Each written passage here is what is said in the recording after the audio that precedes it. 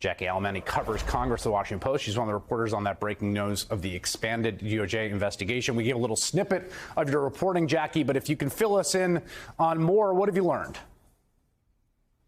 Yeah, Chris, thanks for having me again. We have learned today that the criminal investigation into the January 6th attack has expanded, probably much to the relief of January 6th lawmakers who are serving on the panel investigating the insurrection, who have been clamoring all week for the Department of Justice to take more action. But we now see the Justice Department actually doing so, trying to determine the full extent of any conspiracy to stop Congress from certifying Joe Biden's electoral victory on January 6th. There is not many details that we've been able to figure out about the actual investigation because it is a grand jury, and grand jury subpoenas are a legal mechanism that are used by prosecutors to gather information for a criminal investigation, but doesn't necessarily mean that any particular recipient is under investigation or will face charges, but it is a start.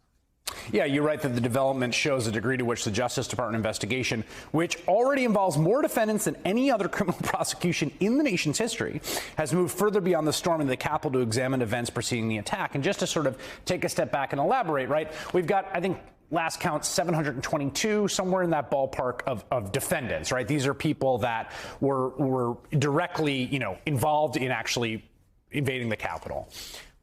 A few months ago, we got the first seditious conspiracy charges, right? So there's a sort of pool of charges of you were trespassing, you were trying to block a congressional proceeding. Then we got another sort of tranche of more serious prosecutions that were you're part of a seditious conspiracy, right? These having to do with Oath Keepers or other groups that had mobilized, that had maybe stashed weapons. What your reporting is indicating is the efforts, at least what they're looking at, has moved one level up that chain to people that may have been organizing events around January 6th that weren't directly, involved in the sort of storming itself. Right. That's exactly right. Some of the subpoena requests have gone to former officials in former President Trump's orbit who actually assisted in sort of the logistics around the rally, the planning, the funding, and the executing.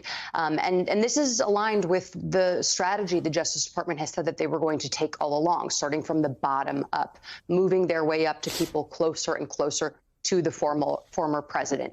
But again, those people who received subpoenas actually also had very limited information because of the nature of the investigation. Prosecutors are trying to keep this as under wraps as possible. But we have heard from those who received subpoenas that the scope of what was asked for is very similar to what the January 6th investigation had also asked from these officials who were subpoenaed. All right, Jackie Alemany with that great reporting for The Washington Post. Thanks for joining us. I really appreciate it.